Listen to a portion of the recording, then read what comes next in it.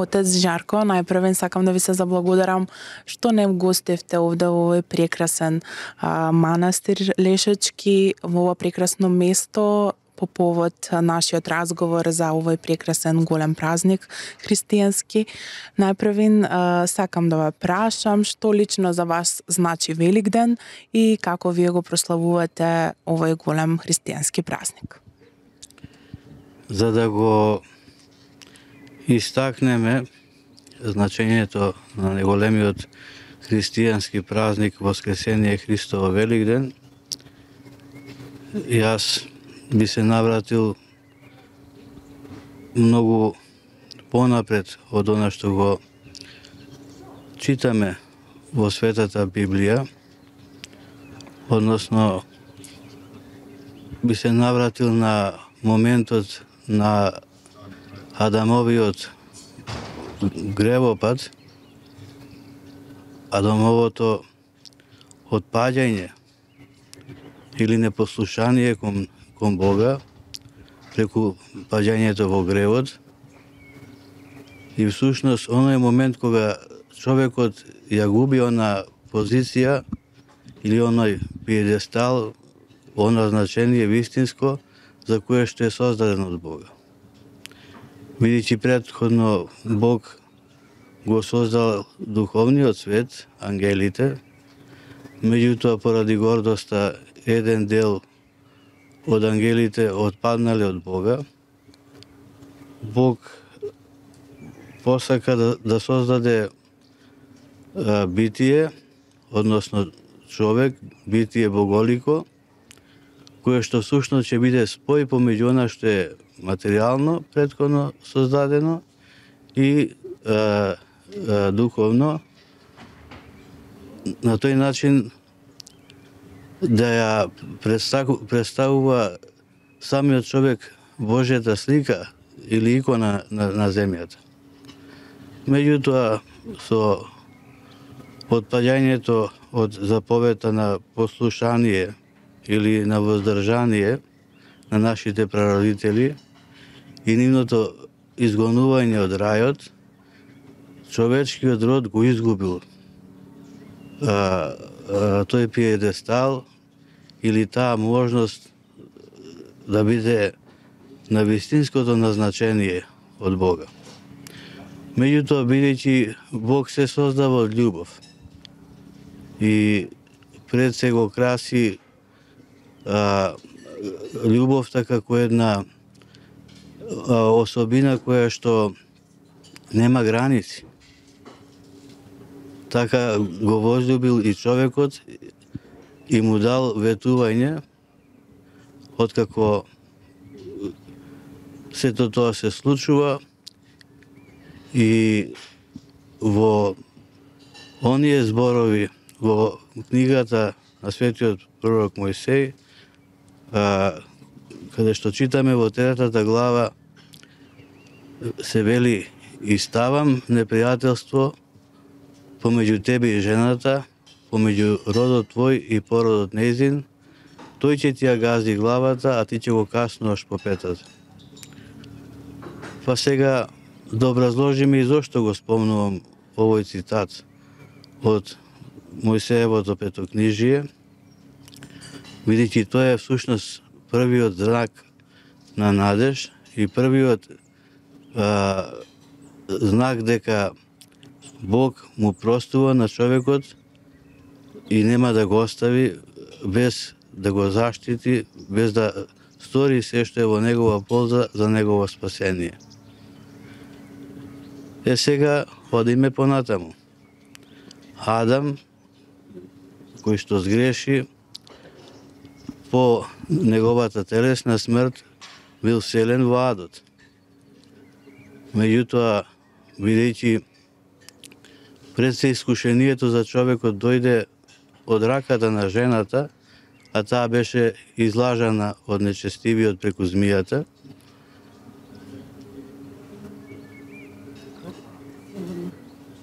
всушност доаѓа моментот кога се исполнува времето да преку избраниот народ Божи, преку семето Јаковово да дојде и до тоа да се случи да се најде достојна личност според Божјата промисла во ликот на Пресвета Богородица Марија, во чија утроба ќе се всели невместимиот и оној кој што ја создал целата вселена, за примајќи од неа човечко тело, да се роди и да го исполни она Божјо ветување дадено на нашиот прародител Адам.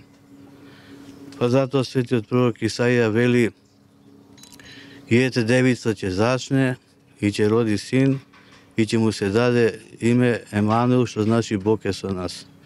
Значи Бог е со нас постојано. Од нашето создавање па до денес и сега, во овој момент. Затоа велам дека преку личноста Христова всушност се обновува паднатиот Адам. Бидејќи во личноста Христова се наоѓа потполното божество, односно неговата божествена природа, како Слово Божјо и целокупната човекова природа, исклучувајќи го гревот на прародителот Адам. Ете затоа, да речем, празникот на Воскресението Христово всушност значи исполнување на се она што е дадено како ветување од Бога на човекот, и затоа е најголем меѓу сите празници во Светата православна црква. Уште се нарекува и Пасха, Света Пасха, затоа што Пасха зборот означува премин. Христос Бог со своето воскресение искрши веригите на адот, го воскресна нашиот прародител Адам и нашата прамајка Ева и сите оние кои што поверуваа на неговата проповед, затоа што пред да се случи неговото воскресение, он беше во адот, каде што им ја објави таа радосна вест на сите оние кои што беа претходно починати.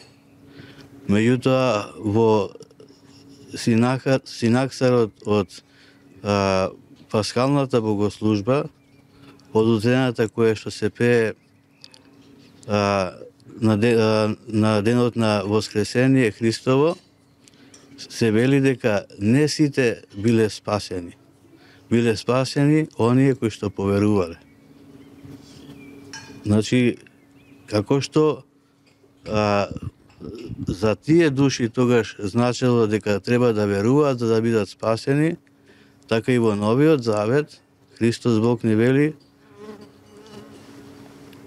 кој поверува ќе се спаси преку него. Сега, самиот настан на Воскресението Христово е убаво опишан во Светото Писмо. Тоа е момент кој што ниту се случил некогаш во историјата на човековиот род, ниту пак има нешто друго што може да го надмине во некоја друга прилика или во некоја друга, да речам, од човек конструирана идеологија за постоење на нешто преку кое што може човекот да дојде до некои поголеми вредности во однос на вечноста. Значи, преку Христа Господа, ние преку неговото воскресение всушност добиваме најголема радост во тоа што се исполни неговото ветување за наше спасение од гревот и од смртта. Секој кој што верува во него, секој кој што верува во Христовото воскресение и се подготува да го дочека истото со многу цврста волја, верба во Господа, доверба во Господа исполнувајќи она што ни го посочува Светото Евангелие како вистински вредности, треба и со право да се надева и да се радува овој најголем и најрадосен ден на нашата Света Црква. Свети апостол Павле во своето прво послание до Коринтијаните вели: ако Христос не воскреснеше, залудна ќе беше нашата проповед, залудно ќе беа сите наши напори и надежи, и ќе останевме во своите греови. Па затоа и црквата пее: овој ден го створи Господ, за да се радуваме и да се веселиме во него.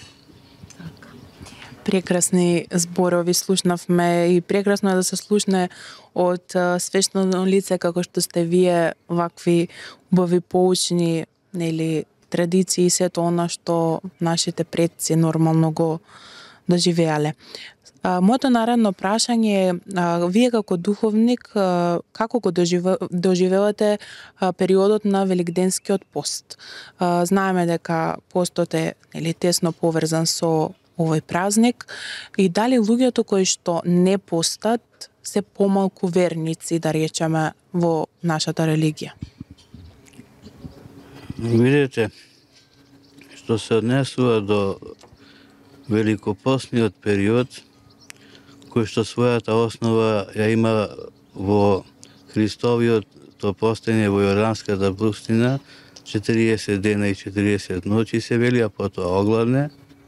Така по примерот негов и ние се трудиме да сториме нешто пред Бога, некаков подвиг, или пак да се потрудиме малку повеќе, да го следиме неговиот пример, затоа што постот, придружен со молитвата и со добрите дела, е од големо значење за духовен раст и напредок на секој еден православен христијанин. Во Стариот Завет често пати се случува светите пророци да постат пред да се исполни некоја Божја заповед или ветување, или пак некое поблиско, некое случување на поблиска средба со Бога, каде што Бог ја пројавувал својата волја преку нив на целиот народ. Има една прилика во Евангелието на Свети апостол Матеј, каде што после преображението Христово, Христос Бог со тројцата апостоли Петар, Јаков и Јован се симнува при своите ученици од планината Табор, и имаме еден момент кога еден родител, загрижен за своето чедо, го донесува син му, кој е бесомачен, кај апостолите, меѓутоа истите не можеле да го исцелат. Кога дошол Христос, кога ја видел ситуацијата, вели: о роде неверен, до кога ќе бидам со вас и до кога ќе ве трпам? Го исцелува момчето затоа што неговиот татко вели: верувам Господи, помогни му на моето неверие. Кога го прашува Христос Бог дали верува дека Христос може да го стори тоа. Меѓутоа, кога го прашуваат апостолите: зошто Господи ние не успеавме да го истераме нечестивиот од момчето и да го исцелиме, тој вели: овој род се истерува со пост и молитва. И ги укорува заради вашето маловерие. Сега, поучени од овие примери, постот треба како православни христијани да го прифатиме со голема радост во животот. Тој има духовна димензија која што е многу позначајна, има и телесна или материјална димензија преку храната, која што не е беззначајна, потврдено е низ опитот и житијата на светите оци на црквата дека многу е значајно да се пости во животот. Меѓутоа, за сето тоа да биде онака како што доликува, треба човек да има и духовна подготовка. Секој православен христијанин треба да си има контакт пред се со својот парохијски свештеник, со својот духовник, и што, како што се грижиме за телесното здравје, барајќи си матичен лекар, затоа постои црквата, за свештеникот, запознавајќи се со неговата личност, да му одреди и на каков начин би можело тој православен христијанин да започне да живее во пост и молитва, изградувајќи се духовно од ден на ден се подобро и подобро, повеќе и повеќе. Така што конкретно во историјата на црквата имаме периоди кога се пости, да речеме, еднодневни постови. Тоа се постот во среда, кога Јуда добива идеја да го предаде Христа, и заради тоа ние како православни христијани се воздржуваме од мрсна храна во денот среда, и денот среда е ден кој е посветен на честниот крст Господов. Постиме и во денот петок, исто така, ден на распетието Христово, кога Христос Бог пострада на крстот и го даде, ја пролеа својата крв, за да ги измие со неа нашите гревови. Потоа имаме пости кои што се повеќе дневни. Тоа се постот на Светата Четириесетница, великите пости наречени. За нив секако црквата предвидела и подготвителен период. Знаете, човек кога ќе се оддалечи малку од Бога, има потреба истиот да биде духовно поткренат. Кога ќе доживее пад, некој да му подаде рака. Затоа црквата ја востановила неделата на блудниот син, односно неделата кога преку примерот од блудниот син и неговиот милосрден татко, гледаме дека Божјата милост нема граници. И Божјата љубов нема граници. И Бог жали, како и светите ангели, за секое наше промашување или паѓање во грев. Па потоа, исто така го имаме,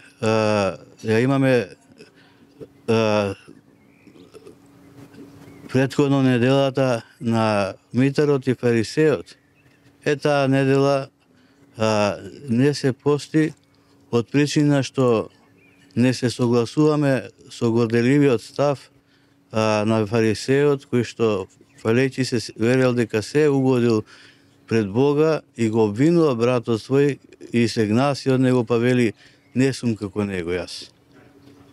Ние се ставаме на страна на оние кои што се скромни, скрушени пред Господа и кои што признаваат дека нема човек кој што е без грев. Потоа доаѓа уште една подготвителна недела, тоа е месопусната недела, кога црквата веќе им препорачува на православните христијани да се откажат од јадењето на месо и потоа подготвени и духовно и подготвувајќи го собствениот организам, го започнуваме Великиот пост, кој трае се до Лазаревата сабота, значи до петокот од Лазаревата сабота.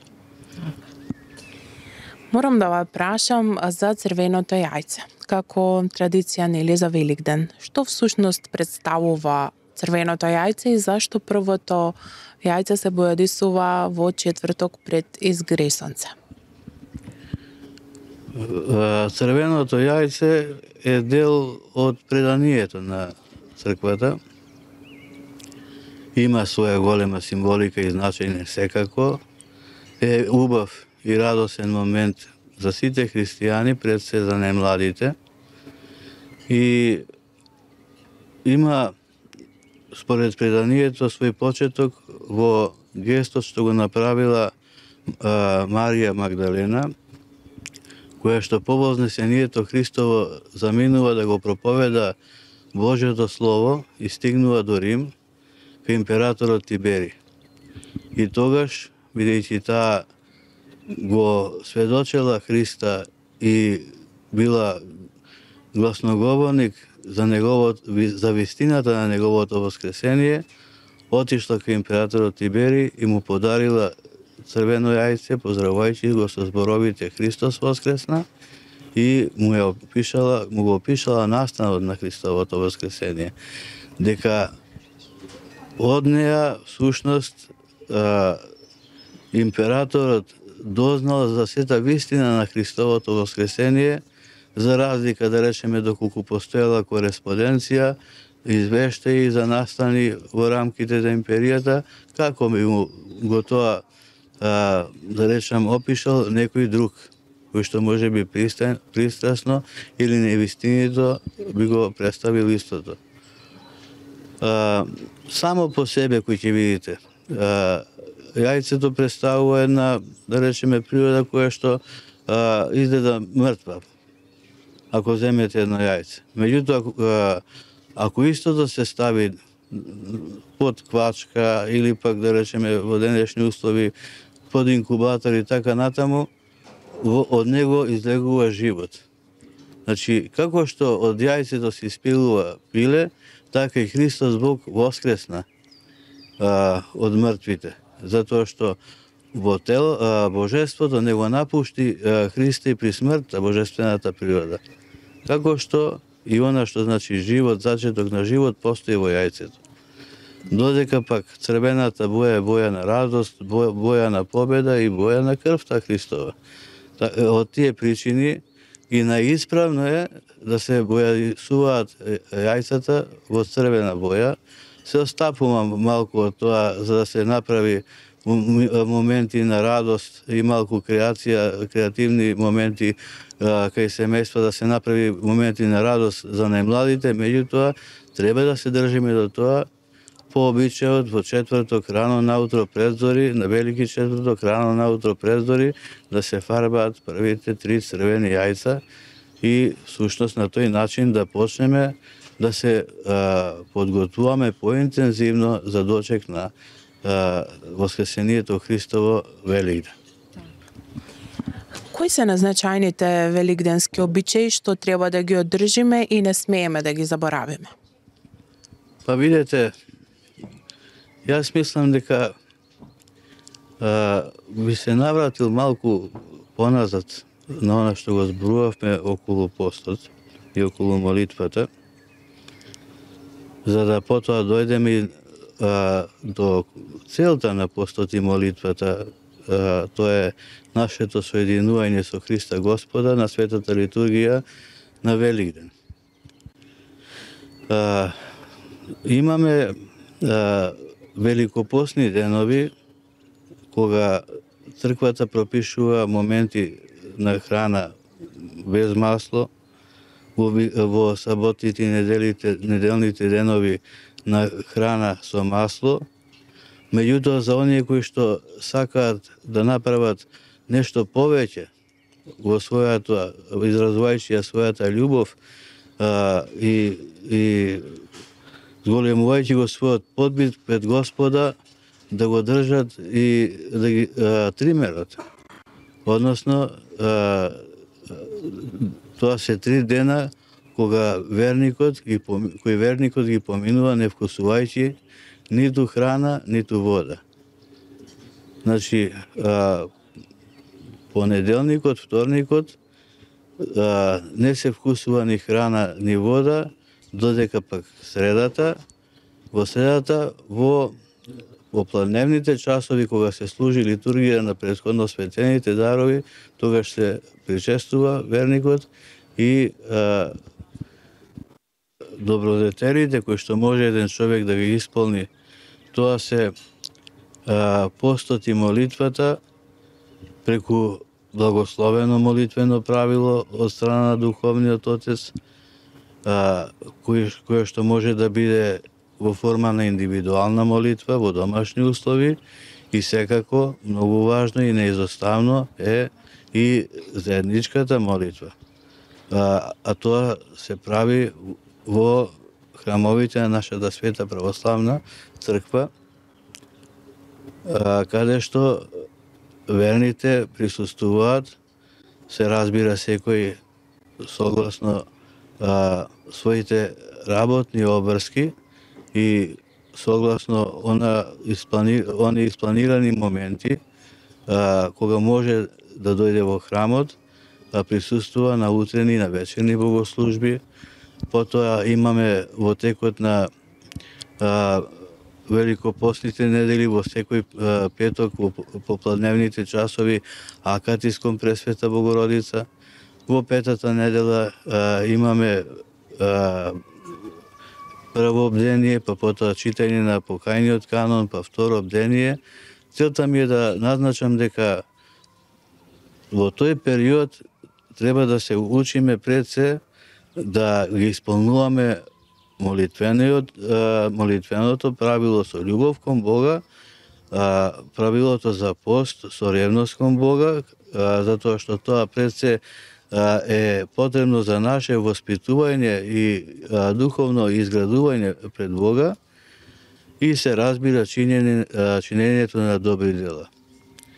Еве, има еден момент кој што малку го изоставивме во разговорот, а тоа е моментот на простувањето, на денот прочка, или познат кај нас исто така како поклади, кога треба, за да го започнеме овој наш благочестив подвиг на подготвување за достојно да се радуваме на Христовото воскресение и да се причестиме со телото и крвта Христови, да се опростиме, односно и да даруваме прошка на нашите ближни.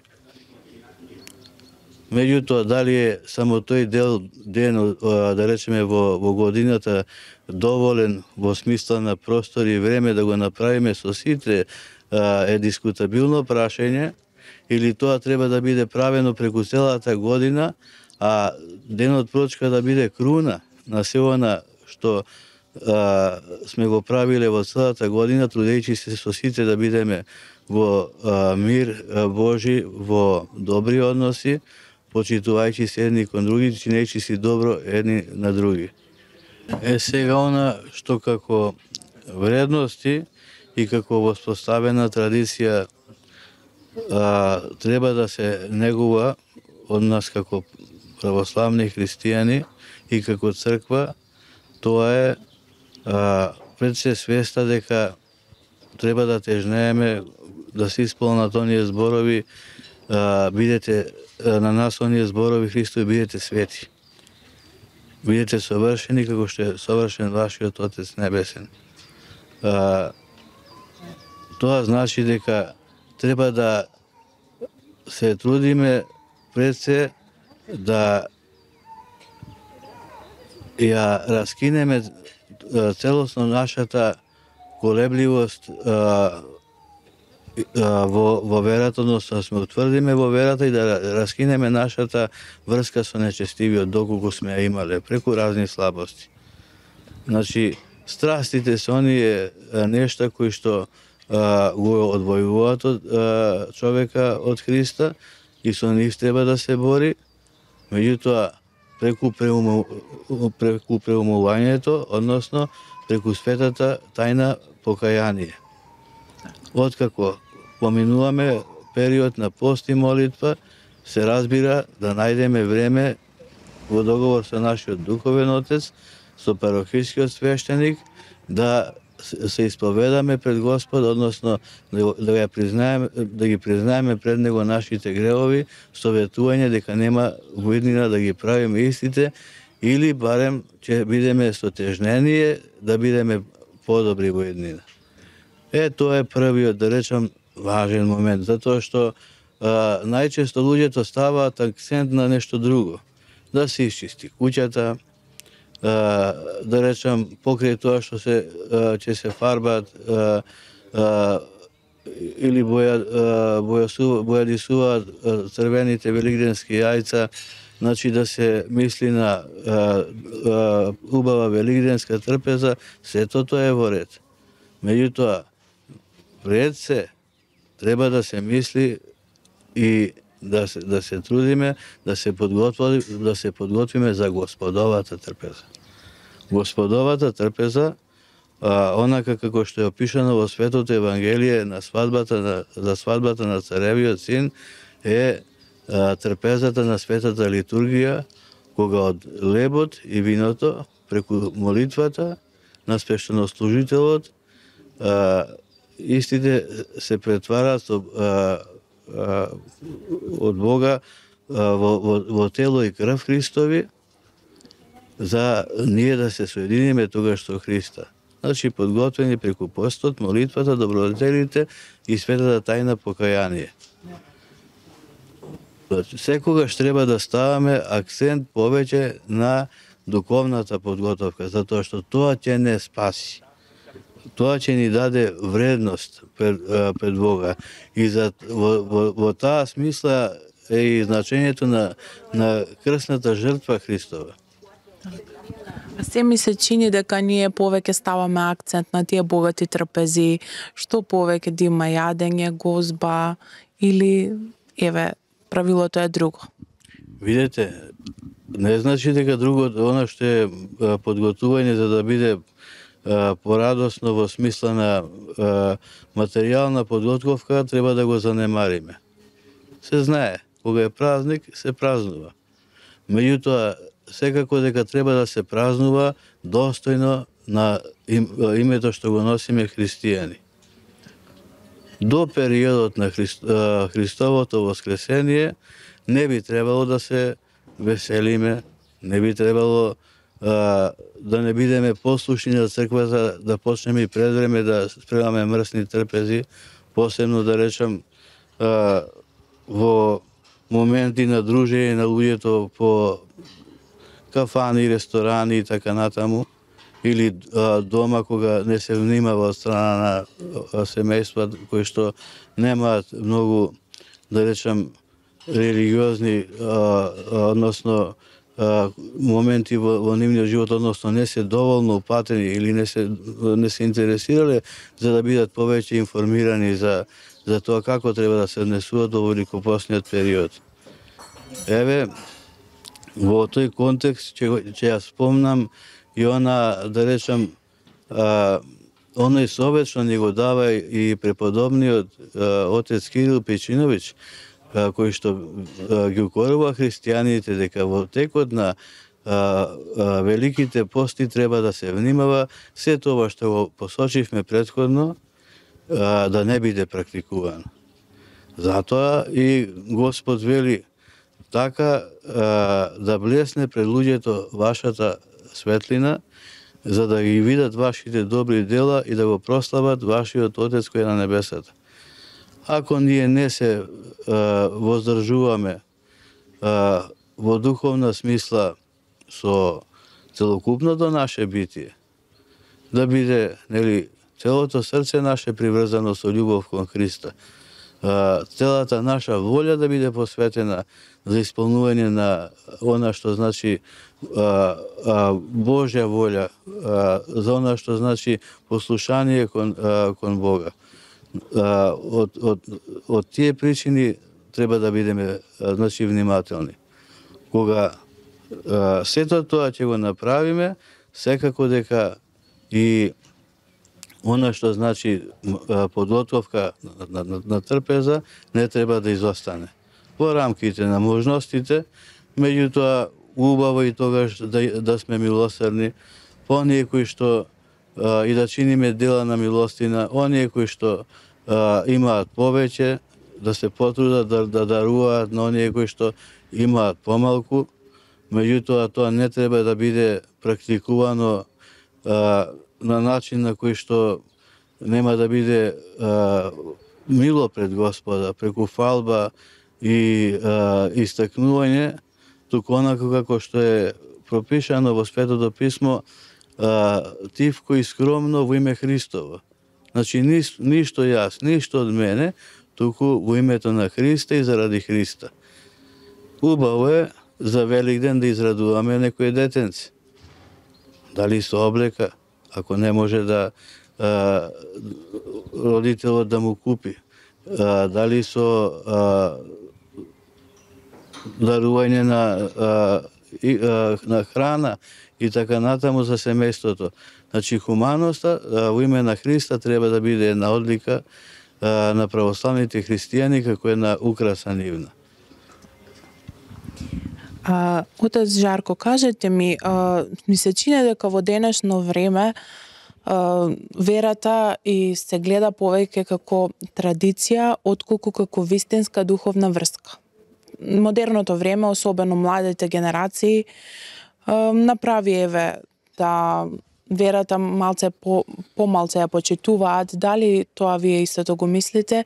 И ако е така, што треба да направат младиве за малце повеќе да се пренасочат кон црквата, традицијата и нашата нормално православна христијанска вера? Неодамна размени се ни пријатели, размислување, па обично бива по старата генерација да речат денес младиве, денешниве млади. Во смисла на нивно непослушание или пак непочитување на вистински вредности. Јас сум на мислење, и тоа го вели светиот пророк, вели дедовците ваши јадеа кисело грозија, на децата им трнеа забите.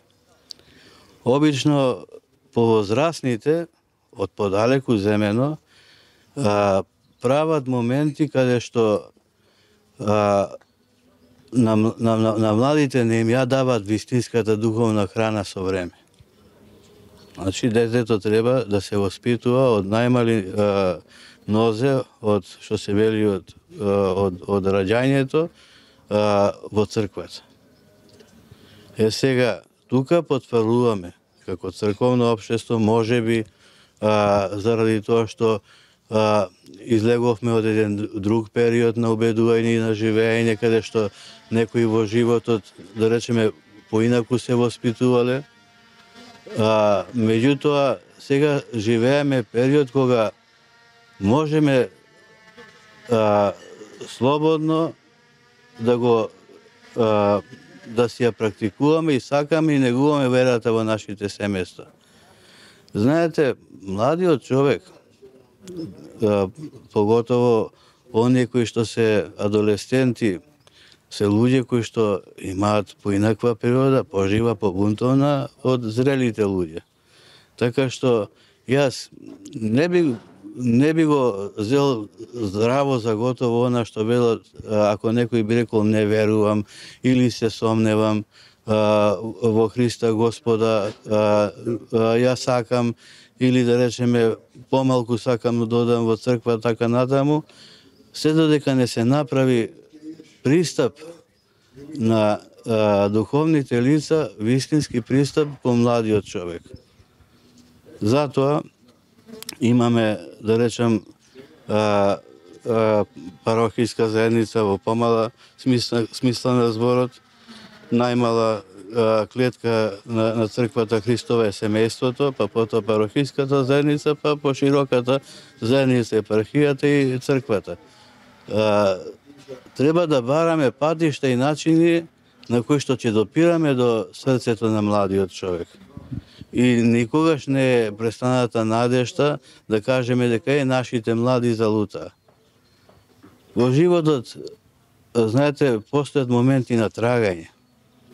Некогаш и оние кои што наликуваат дека се оддалечуваат и од црквата и од верата, може да станат и најревносни, па и свети во црквата и пред Господа. Сето тоа многу зависи од нас. Затоа повозрасните треба да креираат вистински вредности и прави насоки за помладите, за младите истите да ги усвојат и понатаму истите да ги продолжат нивните стапки. Затоа во црквата постои Свето писмо, Евангелието, како еден најголем дар на нам, луѓето од страна на Бога, како најмило четиво, како најмила порака, како најмил завет, каде што вели верувајте и бидете трпеливи, јас ќе дојдам, јас ќе ве спасам и ќе бидете едно со мене во радоста заедно со светите Божји ангели, светителите и Мајката Божја. Така што сваќањето, кога сме кај сваќањето на црквата, еден духовен отец го прашале, оче, што е тоа црква? Истиот рекол, црквата е постојана литургија, односно постојано служење на Бога. Црквата е жив организам, богочовечки организам. Еве, да речеме, на местово каде што сме сега, имаме храм Божи, место за каде што се богослужи и на Господа, и каде што од лебот и виното го добиваме телото и крвта Христови преку благодата на Светиот Дух, и овие други објекти кои што се конаци, односно тие се манастирот или место каде што живеат луѓето кои што го сочинуваат манастирскиот живот, односно монашките лица и сите други покрај нив. Така што сваќањето на црквата мора да биде доживеано, преживеано преку светата литургија. Значи, човек не може да добие вистинска перцепција за црквата ако не доаѓа во храмот. Тоа не може ниту преку некој разговор во кафуле, ниту, да речеме, преку читање на разни книги, ниту преку други коментари од трети личности. Денеска, да речем, може да се случи и како и секогаш и секаде моменти на заведување преку литература. Никој не мора да ти зборува во крајна смисла, ако мислиш дека не би ти кажал право. Дојди на света литургија. Биди присутен од почетокот па до крајот. Ама биди присутен со целокупното свое битие, за да го бараш Христа Господа. Истиот ќе те допре, истиот самиот ќе ги подаде рацете кон тебе, истиот ќе ти приде, ќе направи чекори кон тебе и ќе ти даде неизмерна радост. Ќе ти даде неизмерно спокојство, затоа што Господ вели царството Божие во вас. Значи, оне кој што живее во Христа и за Христа, уште додека е тука на земјата го живее царството Божие. Вие, ако земете да ги читате светите житија, ќе видите дека таму уште од овде на земјата имаме собеседници и со Света Троица, и со Господ Исус Христос, и со Мајката Божја, и со ангелите, па затоа се вели во многу тропари на преподобни оци, наставниче монахов и собеседниче ангелов. Тамо нема сомнеш дали постои Господ. Тоа е веќе утврдена вистина. Меѓутоа, Царството Божие, вели Христос, насила се зема. Некаде доаѓа и дарум. Меѓутоа, тоа е според Божјата промисла.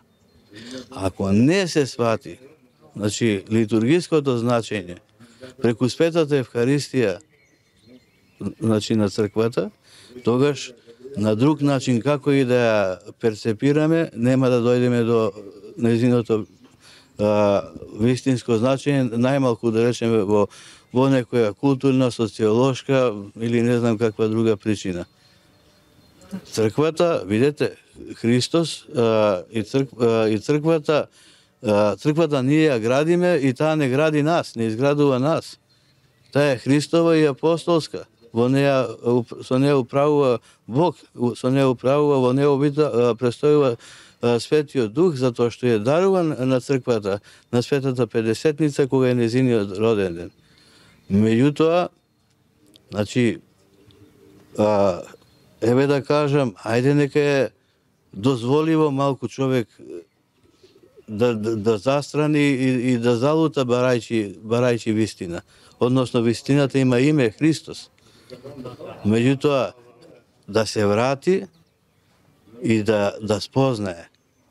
Меѓутоа, спознанието може само преку Светата литургија и учествувајќи во неа, соединувајќи се со телото и крвта Христови, тогаш директно веќе ќе имаме предкус и на Царството Божјо. Отец Жарко, за крај на нашиот овој прекрасен разговор, би сакала да ве прашам дали имате некоја порака која што сакате да ја пренесете на нашите гледачи и си ја кажувате секоја година поред. Пораката е пред се, знаете,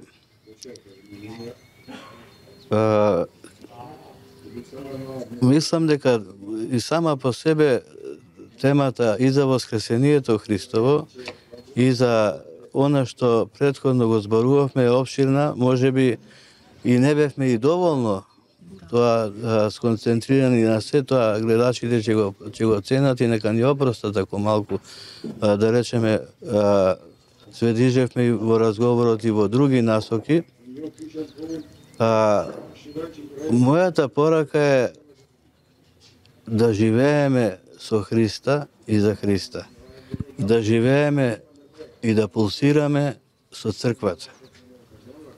Црквата ни дарува спасение, ни дарува живот вечен,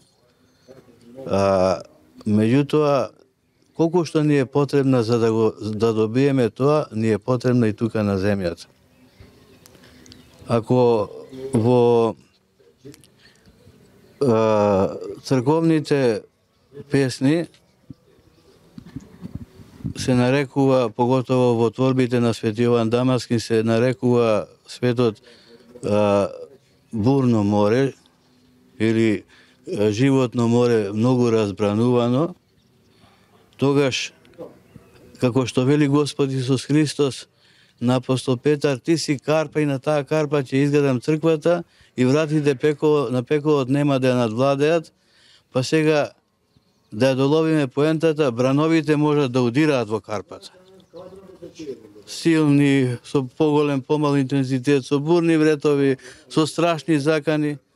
Тоа ни се случува во животот. Меѓутоа, кога сме во црквата, која што е изградена од Христа Господа, која што е основана од Него и со која што управува истиот, тој ја возглавува Христос црквата и таа е неговата невеста, тогаш сме најсигурни. И за на овој век, сочувани од многу пороци, од многу закани, од денешново време, не дај Боже, од многу кобни моменти, затоа што секогаш пред себе го имаме Христа Господа, кого го љубиме и со кого што ни е убаво и комодно и секогаш сме исполнети со благодат од Светиот Дух и со радост. Ви благодарам многу што бевте мој соговорник на овој прекрасен голем ден. Ви посакувам многу здравје, среќа и да се видиме наскоро за нешто друго, некоја друга приказна да ни раскажете. Јас ви благодарам на тоа што ме поканивте на овој наш убав ден, Велики четврток, кога се воспоставила и светата тајна Евхаристија на тајната вечера од нашиот Спасител Господ Исус Христос, кога на светата литургија на која што чиноначалствуваше нашиот почитуван и сакан митрополит Тетовско-Гостиварски Господин Јосиф, се причестивме со телото и крвта Христови, да зборуваме на тема Воскресение Христово, иако можеби ни требаше повеќе простор, сепак ви благодарам, нека е се во слава Бога и поздравувам вас и сите православни христијани со најрадосниот христијански поздрав: Христос воскресна, навистина воскресна, нека ни е честит и радосен Великден и да бидеме свесни дека Бог секогаш и се врти на добро, секогаш се насочува на она што значи изградување и обстанување, и всушност тој е дарител на оние блаженства кои што ни ги ветил, дарител на вечниот живот. Нека ни е честит и радосен Великден.